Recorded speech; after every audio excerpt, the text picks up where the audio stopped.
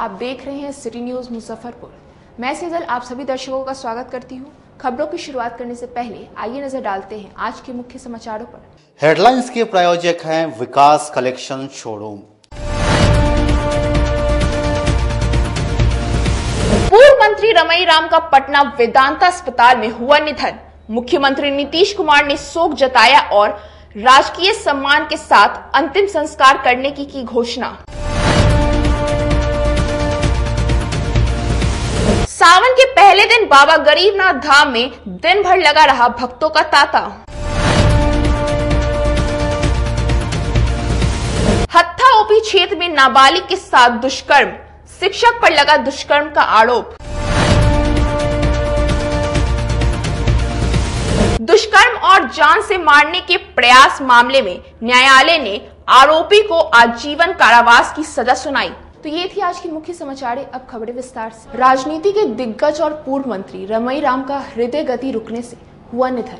मुख्यमंत्री नीतीश कुमार, नेता प्रतिपक्ष तेजस्वी यादव समेत कई नेताओं ने शोक जताया। जिला और राज्य ने राजनीति में चमकने वाला सितारा आज खो दिया। पूर्व मंत्री रमई राम ने अपनी अंतिम सांस पटना के वेदांता अस्पताल में ली। पूर्व मंत्री का निधन हृदय गति रुकने से हो गया। रमई राम के निधन पर मुख्यमंत्री नीतीश कुमार ने गहरी शोक संवेदना जताई और राजकीय सम्मान के साथ अंतिम संस्कार किए जाने की घोषणा की। वहीं नेता प्रतिपक्ष तेजस्वी यादव ने भी गहरी शोक संवेदना व्यक्त की और ट्वीट कर इसकी जानकारी दी। राजद के कद्दावर नेता रहे रमई राम की 78 साल की आयु में पटना के वेदांता हॉस्पिटल में निधन हो गई है। बताया जा रहा है कि उनकी मौत जो हार्ट अटैक से हुई है। काफ़ी शोक का लहर है राजनीतिक गलियारों में। मेरे साथ उनके परिजन हैं जो कि आप देख रहे होंगे कि कैसे ये रो रहे हैं रमई राम के लिए। आप कौन हुए उनके? भतीजा हुआ। अच्छा, क्या हुआ था उनको? वो तबीयत खराब चल रहा था। अच्छा, मंगलवार के दिन पटना गए, भर्ती थे, आज निधन हो गया। पिछले मंगलवार को उनको पटना में भर्ती करवाया गया जी। तबीयत ऐसे पहले से भी खराब चल रहा था। किस तरह के वो नेता थे? क्योंकि लंबे समय से वो राजद में लालू यादव का सहयोग करते रहे। 9 मरतबे जीते, मंत्री रहे। यही बात है। समाज के लिए, बिहार के लिए बहुत काम किए। खासकर मुजफ्फरपुर की बात करें तो मुजफ्फरपुर के लिए क्या क्या किए हैं वो? तो काम किए, बहुत काम किए। उनके और भी कुछ परिजन हैं, क्या कहेंगे? अब तो रमई राम इस दुनिया में नहीं है और ये गुजर गए, दुख है।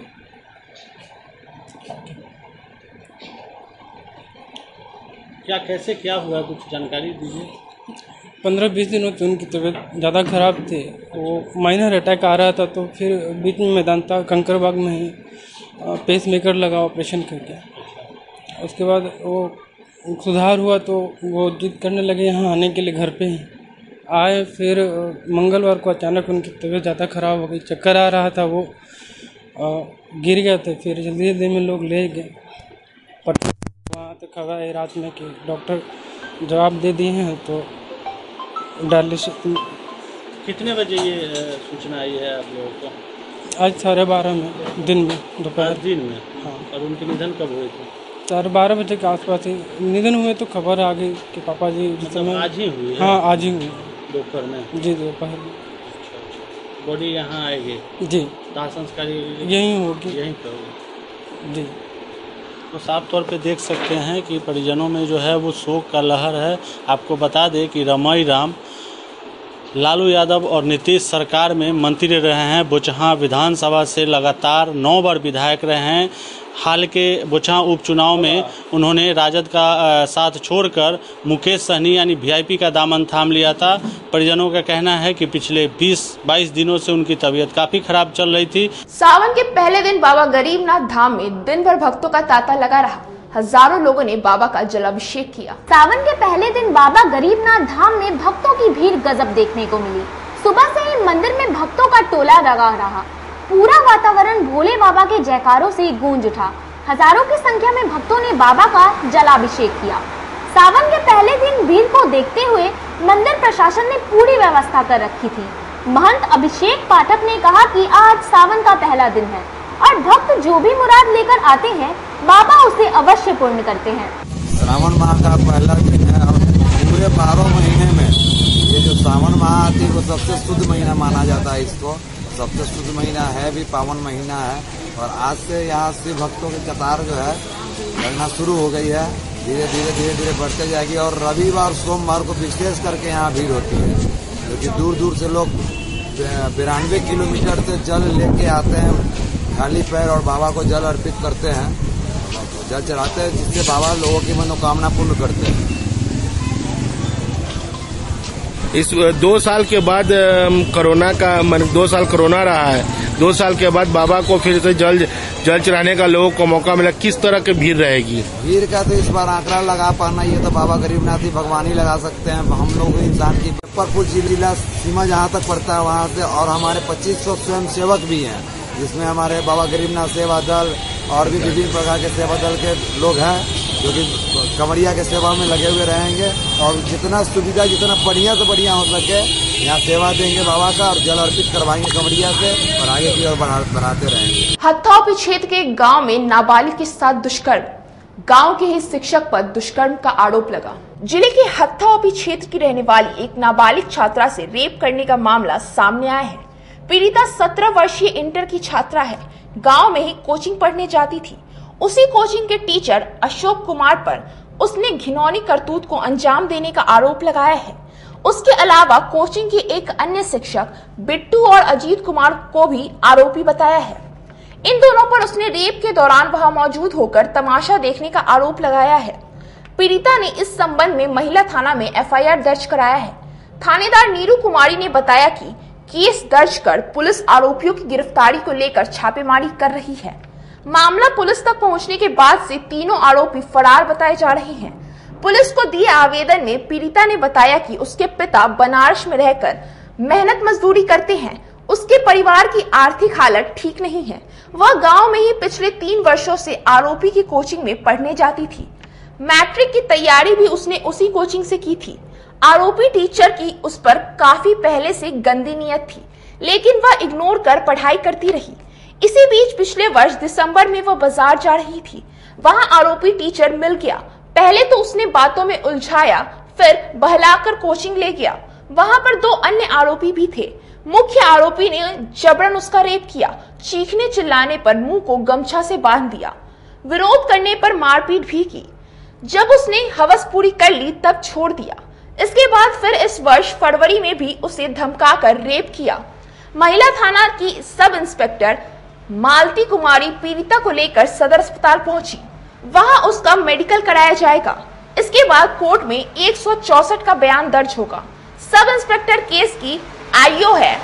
उन्होंने कहा कि पीड़िता ने रेप का आरोप लगाया है। कोर्ट में उसका बयान होगा, उसी आधार पर आगे की कार्रवाई की जाएगी। मेडिकल रिपोर्ट आने का भी पुलिस को इंतजार रहेगा। हथौपी से आई है, इसका रेप केस हुआ है, महिला थाना में रेप केस हुआ। उसके बाद मेडिकल करा रहे हैं, 164 न्यायालय में कराएंगे। ये आरोप किस पे लग रहा है, कौन है ये? 3 गो अभियुक्त है, तीनों अभियुक्त पर आरोप लगाई है। एक शिक्षक की बात सामने आ रही है। जी 2 शिक्षक हैं। वो बगल में कोई डॉक्टर है, कोई क्लिनिक चलाते हैं क्या है, वहाँ जाने के बाद अभी तो हम कंफर्म नहीं है, लेकिन 2 शिक्षक हैं, एक डॉक्टर हैं। आगे तो फर्दर क्या कार्रवाई की जा रही है महिला थाना के द्वारा? अभी मेडिकल कराने लाए हैं, उसके बाद 164 कराएंगे न्यायालय में। समरनालय सभा कक्ष में तिरहुत प्रक्षेत्र के सभी जिलाधिकारियों के साथ प्रमंडलीय आयुक्त ने समन्वय समिति की बैठक की। गुरुवार को समरनालय सभागार में तिरहुत प्रमंडलीय आयुक्त की अध्यक्षता में समन्वय समिति की बैठक आयोजित की गई, जिसमें जिला के सभी प्रखंड विकास पदाधिकारी, सभी अंचल अधिकारी, मनरेगा पीओ एवं जिला स्तरीय पदाधिकारी उपस्थित थे। इस बैठक में तिरहुत प्रमंडल और दरभंगा प्रमंडल में जल जीवन हरियाली, प्रधानमंत्री आवास योजना, मनरेगा एवं राजस्व के संबंधित कार्यों की समीक्षा की गई। प्रमंडलीय आयुक्त मिहिर कुमार सिंह से कुआं चापाकल के सोख्ता निर्माण की मंजूरी दी गई। उन सभी को अविलंब पूरा करने का निर्देश दिया गया। जल जीवन हरियाली के तहत पोखर के कार्य की प्रगति लाई जाए। उन्होंने कहा कि मनरेगा के तहत 21 से 22 में 9 लाख पौधारोपण का लक्ष्य रखा गया है। इसको हर हाल में पूरा किया जाए। प्रधानमंत्री आवास योजना के लाभुकों को 90 दिन मनरेगा में रोजगार देने का प्रावधान है, इसे पूरा किया जाए। बैठक में कर्मचारियों के सेवानिवृत्त लाभ का मामला भी उठा, जिसे लेकर उन्होंने स्पष्ट निर्देश दिया कि समय पर सेवानिवृत्त कर्मचारियों को सेवानिवृत्त लाभ दे दिया जाए। सभी जिला अधिकारियों को निर्देश दिया गया कि आंगनबाड़ी केंद्र के लिए भूमि को उपलब्ध कराया जाए। उन्होंने बताया कि आगामी जनगणना हेतु प्रखंडों में जनगणना निर्देशालय द्वारा बुकलेट एवं प्रशिक्षण सामग्री उपलब्ध करा दिया जाए। आज मुजफ्फरपुर प्रमंडल एवं दरभंगा प्रमंडल दोनों प्रमंडल मिलकर 9 जिलाओं के जिला पदाधिकारी, डीडीसी, डीपीआरओ एवं अन्य पदाधिकारियों के साथ प्रमंडल आयुक्त की अध्यक्षता में ग्रामीण विकास विभागों के प्रमुख योजनाओं के संबंध में समीक्षा हुई है, विचार विमर्श हुआ है। खास करके आवास योजनाओं के संबंध में, आवास योजना में प्रधानमंत्री आवास योजना है, मुख्यमंत्री ग्रामीण आवास योजना में मुख्यमंत्री गृहस्थल क्रय योजना है, इंदिरा आवास योजना है। सारी आवास योजनाओं के संबंध में समीक्षा की गई है। अच्छा काम भी हो रही है, जो कहाँ कमी है उसके बारे में बताया गया है। जल्दी आवास पूर्ण करने के लिए निर्देशित किया गया। वैसा ही साथ साथ आज इस बैठक में सीईओ जीविका मनरेगा आयुक्त भी अपने स्तर से मनरेगा के बारे में 9 जिला में किस प्रकार का क्रियान्वयन की जा रही है उसके संबंध में समीक्षा की। साथ साथ लोहिया स्वच्छ बिहार अभियान के संबंध में उसमें स्वच्छ भारत मिशन ग्रामीण एवं लोहिया स्वच्छता योजना का भी खास करके कचरा प्रबंधन के संबंध में क्या काम किया जाना है, क्या काम हो रही है उसके संबंध में समीक्षा हुआ है। एक और महत्वपूर्ण योजना है बिहार सरकार का जल जीवन हरियाली मिशन, उसके संबंध में भी आज विस्तार से समीक्षा की गई है। सभी में काम जो किया जा रहा है, अच्छा काम किया जा रहा है कुछ जिला, उसका आज का मकसद ये भी था 9 जिलाओं के बीच में अपना अनुभव को साझा किया, जो किस जिला में अच्छा काम हो रही है उसको दूसरा जिला में भी कैसा किया जा सकता है। इस प्रकार का आज बहुत ही उपयोगी रहा है आज बैठक। जल जीवन हरियाली के तहत वो अगेन हमने कहा था बहुत ही महत्वपूर्ण योजना है, उस पर चिन्हित किया गया है अतिक्रमण कहाँ उसके संबंध में भी आज समीक्षा हुई है। मुख्य सचिव के महोदय स्तर से भी समीक्षा पिछले महीना की गई है सभी जिलाओं में। जो कुछ बचा हो उस पर भी कार्रवाई जरूर हो जाएगी। सभी जिला ने बताया जो अतिक्रमण अभी भी कुछ ही तालाब में है उस पर भी अभियान चला के उसका मुक्त किया जाएगा। वैसा ही आपने कुआं के बारे में बताया, उस पर भी कार्य योजना बनाई गई, वो पंचायत राज विभाग के द्वारा उस पर कार्रवाई की जाएगी। प्रधानमंत्री आवास एक्चुअली जो भ्रमण के दौरान भी अच्छा जो चीज़ों निकल के आई है। खास करके आज लक्ष्य के बारे में अगर कहूँगा, प्रधानमंत्री आवास योजना में 2 प्रकार का है। जो पुराना योजनाओं को कंप्लीशन करने के लिए, उदाहरण के लिए दोनों प्रमंडल में मिल के लगभग 50,000 से ज़्यादा आवास पूर्ण करना है, उसको 15 अगस्त तक पूर्ण करने के लिए लक्ष्य रखा गया है। सारी जिला 9 जिला बहुत मेहनत करके इस पर काम कर रहे हैं। वैसा ही इसमें प्रधानमंत्री आवास योजना में जो पिछले साल जो सैंक्शन की गई थी उसमें सेकंड इंस्टॉलमेंट जितना भी अभी देने के लिए पेंडिंग है, पेंडिंग नहीं कहूँगा, जो देने के लिए रेडी हो गया उसको देने के लिए कार्य योजना बनाएगी, उस पर चर्चा की गई है। सब मिलके 4 घंटा से ज़्यादा सभी जिला के साथ विचार विमर्श करते हुए बहुत ही अच्छा मीटिंग हुई। जरूर पूर्ति हो जाएगी, उसके संबंध में भी समीक्षा हुई है। जिलाओं के द्वारा तैयारी कर लिया गया है। मेरा पूरा विश्वास है, उम्मीद है जो लक्ष्य निर्धारित की गई है सरकार के द्वारा वो पूरा हो जाएगा। जिला स्वास्थ्य व्यवस्था को और दुरुस्त करने के लिए स्वास्थ्य विभाग द्वारा 15 एम्बुलेंस दिया गया। स्वास्थ्य व्यवस्था को और दुरुस्त करने के लिए राज्य सरकार ने जिले में कुल 15 एम्बुलेंस दिया है। यह एम्बुलेंस को सभी प्रखंडों में भेजने की प्रक्रिया शुरू कर दी गई है। सिविल सर्जन ने बताया कि 15 एम्बुलेंस आए हैं। इस एम्बुलेंसों से स्वास्थ्य व्यवस्था और मजबूत हो गई है। जिले के सभी प्रखंडों से बात की जा रही है, जहां जरूरत होगी वहां भेजा जाएगा। 15 एम्बुलेंस हमारा आया हुआ है। 10 परसों आया था, 5 कल आया, 15 आ गया है। अब हम ले रहे हैं हर एक ब्लॉक से वहाँ का डाटा कि कहाँ का कंडेम होने वाला है, जो कंडेम होने वाला है उसके अगेंस्ट में सब जगह। वैसे प्लान है कि सब जगह अलसा और एक भी अलसा हर एक जगह दूध को मिल जाए। उम्मीद है कि अगस्त तक हर एक को दूध दे देंगे। इसको भी 2-3 दिन के अंदर में सब जगह चला जाएगा। नॉन ब्रांडेड अनाज पर 5% GST लगाने को लेकर दुकानदारों ने बैठक कर आंदोलन की घोषणा की। केंद्र सरकार के द्वारा नॉन ब्रांडेड अनाज पर 5% GST लगाए जाने के विरोध में खाद्यान्न व्यवसायियों की बैठक गोला रोड स्थित गांधी पुस्तकालय के सभागार में दिलीप कुमार की अध्यक्षता में हुई, जिसमें उपस्थित सभी व्यवसायियों ने सरकार के इस निर्णय का विरोध करते हुए इसे अव्यवहारिक एवं अन्यायपूर्ण बताया और सर्वसम्मति से भारतीय उद्योग व्यापार मंडल नई दिल्ली एवं बिहार राज्य खाद्यान्न व्यवसायी संघ पटना द्वारा आहूत 16 जुलाई को बंद का समर्थन किया गया। वहीं दिलीप कुमार ने बताया कि संपन्न वर्ग के लोग तो ब्रांडेड अनाज खाते हैं और नॉन ब्रांडेड अनाज सिर्फ साधारण वर्ग के लोग खाते हैं, जिस पर 5% कर लगा देने से अनाज महंगा हो जाएगा, जिसका सीधा असर उनकी जेब पर पड़ेगा और उनको जीवन यापन में कठिनाई होगी। दूसरी ओर छोटे व्यापारी जिनकी पूंजी कम है और आमदनी भी कम है, अब उन्हें GST प्रावधानों के अनुसार कंप्यूटर एवं टेक्नीशियन रखना पड़ेगा, जिस पर होने वाले खर्च के कारण उन्हें रोजगार छोड़ने की नौबत आ जाएगी। आज हम लोग बैठक इसलिए कर रहे हैं कि केंद्र सरकार द्वारा जो नॉन ब्रांडेड अनाज है उसको भी GST के दायरे में लाया गया है, जिसके तहत उस पर 5% का टैक्स लिया जाएगा। तो हम लोग का मानना है कि इससे जो छोटे व्यापारी हैं उनके सामने जो है बहुत कठिनाई उत्पन्न हो जाएगी, जिनका महीने में 25-30 हज़ार रुपया आमदनी ही है, लेकिन उनको इस प्रावधान के तहत उनको एक कंप्यूटर लगाना पड़ेगा, उनको एक्सपर्ट आदमी रखना पड़ेगा, तो जो कमाएंगे वो वेतन और मेंटेनेंस में चला जाएगा। दूसरी बात है कि ये जो है अनब्रांडेड अनाज जो है जैसे गेहूँ है, जी को ज्ञापन सौंपेंगे। वहीं व्यवसायी शिवशंकर प्रसाद साहू ने कहा कि नॉन ब्रांडेड अनाज पर कर लगाना गरीबों के आहार पर कर लगाना है, इसलिए इसे वापस लिया जाए, जिसका प्रत्यक्ष लाभ बड़े व्यवसायियों को होगा। आज का बैठक खाद्यान्न व्यवसायी संघ की तरफ से रखा गया है और अभी माननीय वित्त मंत्री सीतारमण जी के द्वारा। अब वक्त चला एक छोटे से ब्रेक का, बने रहिए हमारे साथ सिटी न्यूज मुजफ्फरपुर।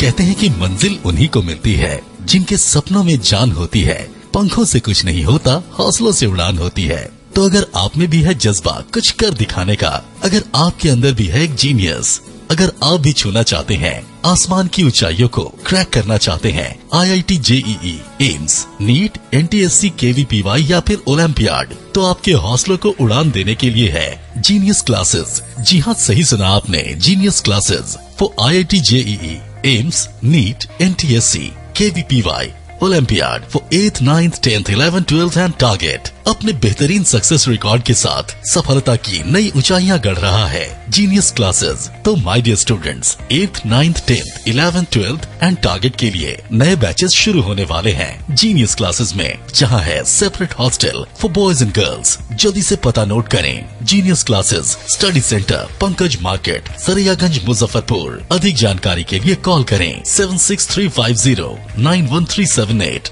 या फिर 7635091387 या फिर आप कॉल कर सकते हैं 7635091396 या 9006911690 पर या फिर 9128482268। Genius Classes.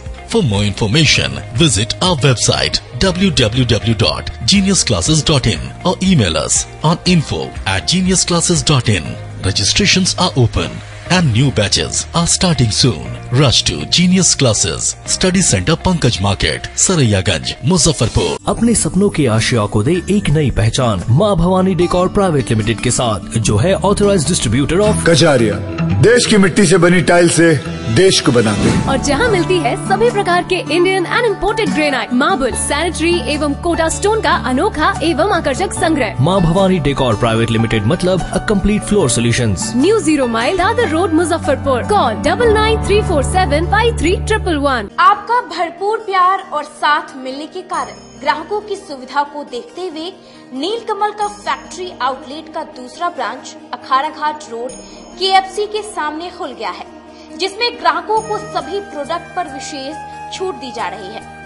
वहीं नीलकमल का पहला branch Mithanpura Narayanpur road Vaishali management के सामने है, जो कि लगातार ग्राहकों की सेवा करता आ रहा है।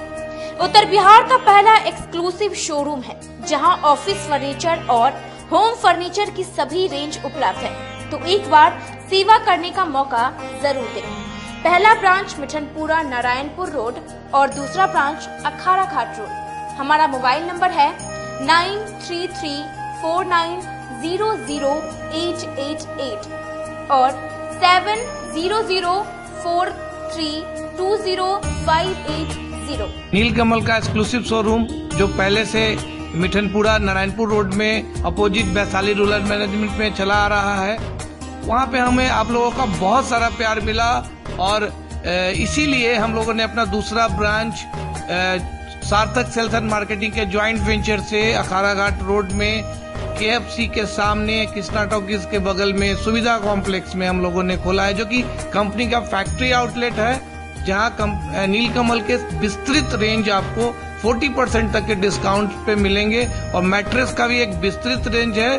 और आप लोगों से निवेदन है कि एक बार आप पधारें और इस दुकान की जो सबसे अच्छी विशेषता है कि उधार चालू है, तो HDFC और बजाज के माध्यम से आपको फिनांस की भी सुविधा है। आप अपने घरों को फिर से बहुत अच्छे से सजा सकते हैं। ST International School. If you want to give your child a strong foundation, the school of your dream. Play to 10th based on CBSE curriculum. हमारे यहाँ अनुभवी एवं प्रशिक्षित शिक्षकों द्वारा बच्चों के देखभाल के साथ स्मार्ट क्लास द्वारा शिक्षण की सुविधा है। कक्षा 1 से 10 तक कंप्यूटर की मुफ्त शिक्षा के अलावे छात्र एवं छात्राओं के संगीत तथा नृत्य की शिक्षा की भी व्यवस्था है। पूरा स्कूल CCTV कैमरे से लैस है। स्कूल में बच्चों का नामांकन फ्री किया गया है। हमारे यहाँ अपने बच्चों के उज्जवल भविष्य के लिए जरूर पधारें। हमारा पता है बांध road, Shekhpur, Akhara Ghat, Muzaffarpur. Our contact number is 8757652616 and 9955132616।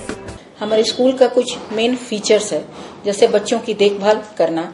हमारे यहाँ पुस्तकालय वगैरह की पूरी अच्छी तरीके से व्यवस्था है। क्लासरूम सारा बना हुआ है। CCTV कैमरे से हमारा क्लासरूम डेकोरेटेड है। सिक्योरिटी के भी विजन से हमारा क्लासरूम बहुत प्रोटेक्टेड है। हमारे यहाँ जो भी शिक्षक शिक्षिकाएं आई हैं पढ़ाने के लिए, वो काफी वेल एडुकेटेड हैं और वेल वर्स्ड भी हैं। हमारा विद्यालय भी चारों तरफ से बना हुआ है। हमारे यहाँ लैब बहुत अच्छे से बना हुआ है। कंप्यूटर की फ्री शिक्षा हम इस बार इसको दे रहे हैं। हमारे यहाँ नामांकन प्रारंभ है। फैशन की दुनिया में कदम से कदम मिलाकर चलना चाहते हैं, वो भी कम बजट में, तो एक बार जरूर जाएं मोतीझील पूजा बाजार स्थित विकास कलेक्शन शोरूम में। यहाँ रेमन, पार्क, US पोलो, मुफ्ती शर्ट, ब्लैकबेरी के एक्सक्लूसिव रेंज उपलब्ध हैं। इसके अलावा सियाराम के कोट पैंट, ब्लेजर और शेरवानी भी उपलब्ध है। सभी ब्रांड में 1 पीस के खरीद पर 20% तथा 2 पीस के खरीद पर 30% की विशेष छूट दी गई है। तो हमारे यहाँ एक बार अवश्य पधारे। हमारा पता है विकास कलेक्शन BB कॉलेजिएट स्कूल के अपोजिट पूजा बाजार मोतीझील। हमारा संपर्क नंबर है 9835104722। हाँ, पहले आप लोग का नमस्कार। मेरे यहाँ विकास गारमेंट जो पूजा मार्केट मोतीझील में है, लगन के शुभ अवसर के लिए कोट पैंट, ब्लेजर, विंटर के जैकेट, स्वेटर, मतलब सब चीजें, शेरवानी, अंडरगारमेंट, सारे चीज सब ब्रांड में, टी-शर्ट भी सब वो है, और राउंड में टी-शर्ट है, गोल गला में टी-शर्ट है, सभी तरह का ब्रांड है। और सबसे अच्छा ये है कि हम कर देते रहते हैं। अभी मोस्टली ब्रेक के बाद एक बार फिर आप सभी दर्शकों का स्वागत है। अब बढ़ते हैं आगे की खबरों की ओर। दुष्कर्म और जानलेवा हमला करने के आरोप में 7 साल से जेल में बंद आरोपी को न्यायालय ने आजीवन कारावास की सजा सुनाई। घर में अकेली लड़की के साथ रेप व जान मारने के प्रयास मामले में गुरुवार को ADJ 12 की अदालत ने दोषी विकी कुमार को 10,000 जुर्माना व आजीवन कारावास की सजा सुनाई है। लगभग 15 गवाहों के बयान पर विचार करते हुए न्यायाधीश दिनेश कुमार प्रधान ने दोषी को सजा सुनाया है। बताया जाता है कि वर्ष 2015 में 6 जुलाई की दोपहर दोषी विकी कुमार ने नगर थाना के क्षेत्र के गोला बांधा रोड स्थित एक युवती के घर पर गया था। उस समय युवती के माता पिता और भाई बहन सभी बाहर गए हुए थे। उसी का फायदा उठाकर दोषी ने युवती के साथ संबंध बनाने का प्रयास किया, लेकिन वह विफल हो गया। इसके बाद दोषी विकी कुमार ने चाकू निकालकर डरा धमकाकर रेप करने की कोशिश की। इस दौरान युवती के शरीर के कई अंगों पर चाकू से प्रहार किया गया। गंभीर अवस्था में वह जख्मी हो गई, लेकिन युवती की चीख पुकार सुनकर मोहल्ले के लोग इकट्ठा हो गए और दोषी के चंगुल से युवती को बचाकर एक निजी अस्पताल में इलाज के लिए भर्ती कराया। इस मामले में 8 जुलाई 2015 को नगर थाना में दोषी के खिलाफ प्राथमिकी दर्ज की गई, जिस पर लगातार सुनवाई चल रही थी। करीब 7 वर्ष बाद युवती को इंसाफ मिला और दोषी को सजा सुनाई गई। लोक अभियोजक मोतीलाल शाह ने बताया कि युवती के शरीर के नाजुक अंगों पर चाकू से प्रहार किया गया था, जिससे उसे काफी गहरा चोट आया था। अगर समय पर युवती को अस्पताल नहीं पहुंचाते तो दम तोड़ देती।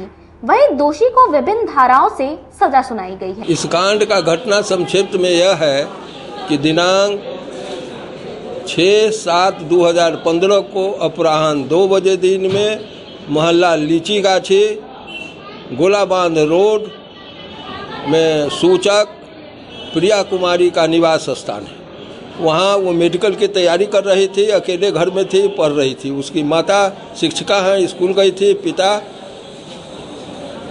बिजनेसमैन है, काम से बाहर थे। उसका बड़ा एक भाई छोटा बाहर में पढ़ता है, छोटी बहन स्कूल गई थी। घर में अकेली थी। मुदाला उसके घर में इन किया और घर में जाने के बाद वह पहले से पूर्व परिचित था, चूँकि उसके पिता के साथ कई बार बिजनेस के सिलसिले में आया था। इसलिए वो बैठा, वो मोबाइल लाने ऊपर के तल्ले में गई पिता को खबर करने के लिए। इसी बीच में वो मेन दरवाज़ा को बंद कर दिया। जब लड़की ऊपर से आई तो उसको पकड़ लिया, बुरी नीयत से उसके साथ छेड़छाड़ करने लगा। अपने को असफल पा करके आउट ऑफ पैशन वह उसके साथ उसको पकड़ करके मोलेस्ट करने लगा। फलस्वरूप वह प्रोटेस्ट की, ऑब्जेक्ट की। परिणाम स्वरूप वह उसको पॉकेट से छुरा निकाल करके स्टेपिंग करना शुरू किया। कराहती रही, बचने का कोई चारा नहीं पा करके कि हमारा हत्या कर देगा। वह उसके सीना पर और बाँह पर दांत से काट ली। उसकी पकड़ ढीली पड़ी। वह दौड़कर मेन दरवाजा को खोला और बाहर निकल के बचाओ बचाओ चिल्लाने लगी। इसी बीच में मोहल्ले के लोग दौड़े और इसको ये पकड़ के झोटा पकड़ के खींच के बगल के कमरे के बाद किचन रूम है वहाँ ले गया और दीवार में पुश करके सटा करके उसके साथ फिर स्टेपिंग करना शुरू किया। इसी बीच में मोहल्ले के जनाने मर्दाने लड़के सियाने सब एकत्र हो गए, उसको उससे ग्रिप से बचाए। इमीडिएटली प्रशांत हॉस्पिटल में एडमिट कराए, जहां इमीडिएटली उसको आईसीयू में भर्ती किया गया। ऑपरेशन हुआ, इलाज हुआ। 1 सप्ताह तक वो आईसीयू में एडमिट रही और उसी दरमियान में थोड़ा होश में आने पर उसका फर्मियान नगर थाना 8 तारीख को लिया, जिसका कांड संख्या 497 हुआ। बाद में आरोप पर केस सच पा करके आरोप पर समर्पित हुआ। धारा 324, 326, 354, 506 और 307 के अंतर्गत उसके बाद उसने डिस्चार्ज का पिटीशन दिया 229 सीआरपीसी का, जो उसका रिजेक्ट हुआ और आरोप का गठन हुआ। 16 में आरोप का गठन होने के बाद विचारण के दरमियान इस केस में अभियोजन पदाधिकारी के हैसियत से मैंने 15 गवाह, जिसमें official, material, I witness, formal and documentary 15 साक्ष्य एवं 20 एग्जिबिट इस केस के समर्थन में हम न्यायालय के समक्ष उपस्थित किया। बचाव पक्ष की ओर से मात्र 1 गवाह साक्ष्य बचाव साक्ष्य के रूप में आया, जो वह अपने लाठ ये अपना कपार कर लिया। केस को वह झुठा नहीं सका, बल्कि उल्टा पड़ गया उसके ऊपर। बहस में केस मुकर्रर हुई, बहस हुआ। उसको सजा दोषी पाने के लिए जजमेंट के लिए 8 तारीख मुकर्रर था, 8 जुलाई को उसको दोषी पाया गया। और आज मैंने 14 जुलाई को सजा के बिंदु पर सुनवाई होने के बाद उसको सजा हुआ, जिस सजा में 324, 326, 307, 506 सभी में दोषी करार किया गया। 307 में लाइफ इम्प्रिजमेंट हुआ। अन्य धाराओं में अलग अलग सजा और अलग अलग फाइन मुकर्रर किया गया। 307 जो कि सबसे बड़ा दफा है, बड़ा सजा है, उसमें लाइफ इम्प्रिजमेंट और 10,000 जुर्माना हुआ। उसको जेल में था 7 साल से, फिर जेल भेजा गया। यही इस केस की कहानी है। कितने साल की कारावास हुई है और कितना जुर्माना सुनाया गया है? जी लाइफ इम्प्रिजमेंट होता है 307 में, लाइफ इम्प्रिजमेंट हुआ, अंतिम सजा उसको दी गई। 7 साल से वो जेल में था। ऑनरेबल हाई कोर्ट थराइस उसका बेल रिजेक्ट कर चुका है, finding the case grave and serious one. ये आरोपी कौन है? एक्यूज्ड का नाम विक्की कुमार। विक्की ये रहने वाले हैं ईस्ट चंपारण मठिया मननपुर का ओरिजिनल। यहाँ फिलहाल वो रहता था बैरिया प्रकाश नगर मुजफ्फरपुर, बैरिया थाना अहियापुर, जयप्रकाश नगर मुजफ्फरपुर। अखिल भारतीय जनवादी महिला समिति द्वारा अपनी विभिन्न मांगों को लेकर जिला समाहर्ता के समक्ष प्रदर्शन किया। अखिल भारतीय जनवादी महिला समिति मुजफ्फरपुर की जिला कमेटी की ओर से राष्ट्रीय आह्वान पर समाहरणालय परिसर में रोषपूर्ण प्रदर्शन किया गया और मौन पत्र प्रस्तुत किया गया। इसमें राष्ट्रीय स्तर की मांगों के साथ ही स्थानीय मांगों पर कार्रवाई करने का अनुरोध किया गया। इस प्रदर्शन की अध्यक्षता कामनी कुमारी एवं सचिव नमिता सिंह ने संयुक्त रूप से की। उनकी मांग है कि रसोई गैस के दामों में हो रही भारी बढ़ोतरी को रोका जाए। जल वितरण प्रणाली से गरीबों का नाम काटा जा रहा है, इसे रोका जाए और गेहूं आवंटन में जो धांधली हो रही है उसे बंद किया जाए। महिला उत्पीड़न पर रोक लगाया जाए और नौकरी में महिलाओं को लागू आरक्षण दिया जाए। अग्निपथ योजना को रद्द करो। अतिक्रमण के नाम पर बुलडोजर से गरीबों का मकान और दुकान को तोड़ा जा रहा है, इसे रोका जाए। आज 1 जुलाई से लेकर के 15 जुलाई तक ऑल इंडिया कॉल है हमारा अखिल भारतीय जनवादी महिला समिति के द्वारा, जो महंगाई के खिलाफ हमारा जो है से हर जिला में जिला मुख्यालय पर जो है सो कार्यक्रम है। उसी के कड़ी में आज 14 तारीख को मुजफ्फरपुर डीएम कार्यालय के समक्ष हम लोगों का महिला समिति का धरना चल रहा है। हमारी मांग है, सबसे पहले हमारी मांग है कि राशन कार्ड में जो छटनी कर रही है सरकार और राशन को जो बंद करने की जो मुहिम सरकार चलाना चाह रही है, इसको वापस ले। दूसरा है कि सरकार कहती है कि जितने भी भूमिहीन हैं उनको 10 डिसमिल जमीन हम देंगे, लेकिन ये वादा करके और वादा खिलाफी काम करते हैं। ये वादा खिलाफी काम बंद करें और तमाम भूमिहीनों को 10 डिसमिल जमीन उनको देना होगा। तीसरी कड़ी में हम बात करते हैं कि ये सरकार जो है बेटी पढ़ाओ बेटी बचाओ की नारा देते हैं और दूसरे तरफ बेटियों को आए दिन मतलब डबल जो है सो यात्रा सहना पड़ता है। एक तो उनके साथ गैंग रेप होता है और दूसरे नंबर उनको हत्या कर दिया जाता है, जिसका अभी जीता जागता सबूत आप देख रहे हैं समस्तीपुर का। और आप यहाँ सीतामढ़ी का कितना मैं इस तरह का घटना का नाम गिनाऊं, आए दिन पूरा पेपर जो है सो भरा हुआ रहता है। तीसरा नंबर में है कि अग्निपथ योजना जो सरकार लाने की बात की है, जिसके तहत पूरा देश जो है सो धू-धू करके जल गया है, यह अग्निपथ योजना जो है सो सरकार वापस करे, रद्द ले और सभी नौजवानों को रोजगार मुहैया कराए, ये हमारी मांग है। तीसरा नंबर मांग है कि सिलेंडर का दाम जो इतना बढ़ते जा रहा है, 2014 में ये सरकार जो बीजेपी की सरकार है, ये सरकार बोली थी कि हमारी सरकार बनती है तो तमाम महिलाओं को गैस हम देंगे और गैस दे करके, और आज जो है गैस का दाम इतना बढ़ा दिया गया है कि तमाम लोग जो गरीब हैं वो गैस जो है सो फेंक दिए हैं, गड्ढा में फेंक दिए हैं, क्योंकि उनको नमक रोटी खाने का तो ललायत हैं और गैस कहां से भरवाएंगे। आए दिन गैस का दाम बढ़ाते जा रहे हैं। इन सब सवालों को लेकर के आज डीएम के समक्ष हमारा धरना है। अखिल भारतीय जनवादी महिला समिति का पूरा नहीं होगा तो आगे अब क्या रणनीति? आगे अगर हमारी मांगे पूरा नहीं होती है तो हमारा आंदोलन अनवरत चलेगा जब तक ये सरकार हमारी मांगों को नहीं मानती है, और हम आंदोलन करते रहेंगे। ये सरकार से हम मैसेज दे रहे हैं। बच्ची की बरामदगी को लेकर एक पीड़ित परिवार ने एसएसपी से मुलाकात कर इंसाफ की गुहार लगाई। मोतीपुर थाना क्षेत्र के गांव की रहने वाले एक बेबस माता पिता अपनी नाबालिग अपहत बच्ची सकुशल बरामदगी के लिए दर दर की ठोकर खाने को मजबूर है। गुरुवार को अपहत नाबालिग छात्रा के माता पिता अपनी बच्ची की बरामदगी के लिए वरीय पुलिस अधीक्षक कार्यालय पहुंच ज्ञापन सौंपकर न्याय की गुहार लगाई।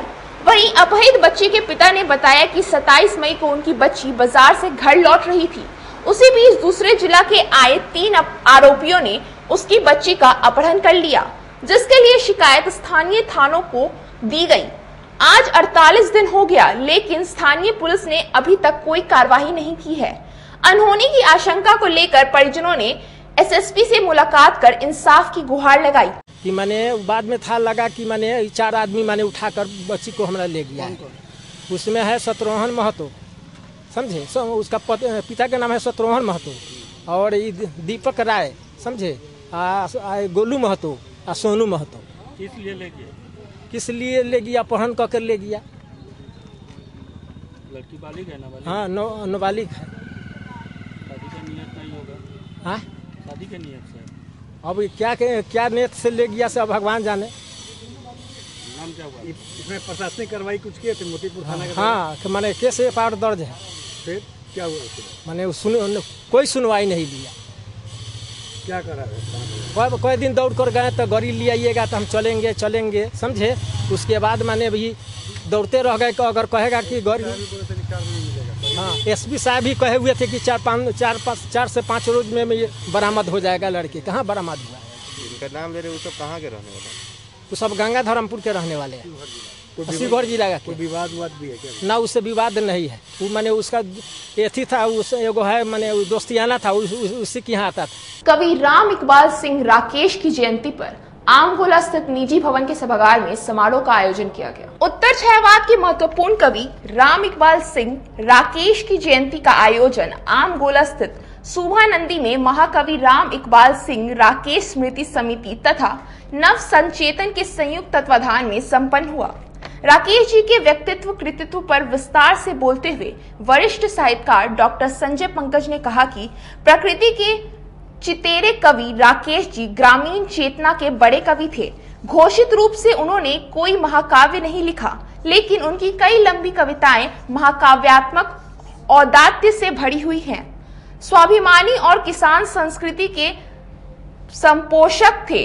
उनकी कविताएं भारतीय संस्कृति और वैज्ञानिक गतिशीलता से संपन्न हैं। वे बड़े गद्यकार भी थे। परंपरा और प्रकृति को साध कर वे साहित्य साधना करते रहे।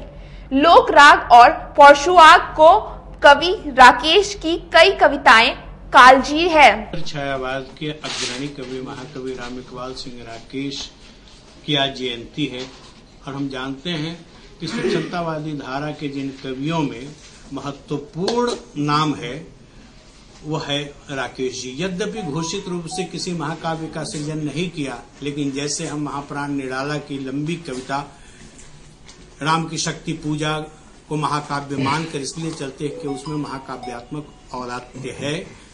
राम इकबाल सिंह राकेश की हिमालय अभियान कविता हो, मानसरोवर हो या तालाबी पखेरु, ये कविताएं हैं जिसमें आप महाकाव्य के कई तत्व, कई गुणों को देख सकते हैं। गद्य और पद्य दोनों में जमकर काम किया, लंबे समय तक काम किया। भाषा सिद्ध और भाव वैभव से संपन्न ऐसे रचनाकार थे जिनमें ग्रामीण चेतना बहुत है। पशु पक्षियों की भाषा समझते थे, फूलों की भाषा समझते थे, प्रकृति से सीधा सीधा संवाद करते थे। उन्होंने पत्रकार के रूप में उत्तर प्रदेश और मध्य प्रदेश में अपना यौवन काल व्यतीत किया, लेकिन जीवन के उत्तरार्ध में अपने गांव भदई में आकर वे रहने लगे। हर साल मुजफ्फरपुर में स्मृति पर्व का आयोजन करते हुए महाकवि राम इकबाल सिंह राकेश का जयंती और पुण्यतिथि पर स्मरण हम अपने आप को कहीं न कहीं से संस्कारित करने के लिए, अपने आप को लेखन के क्षेत्र में उपलब्ध कराने के लिए उनका अध्ययन करते हैं। ऐसे ही महाकवि राकेश जी का आज स्मरण कर रहे हैं। उनकी हम कविताओं की बाबत जब संवाद करेंगे तो बहुत सारी बातें आ सकती हैं। आज की खबरों का सिलसिला यही होता है समाप्त। मुझे और मेरी न्यूज टीम को दीजिए इजाजत। नमस्कार।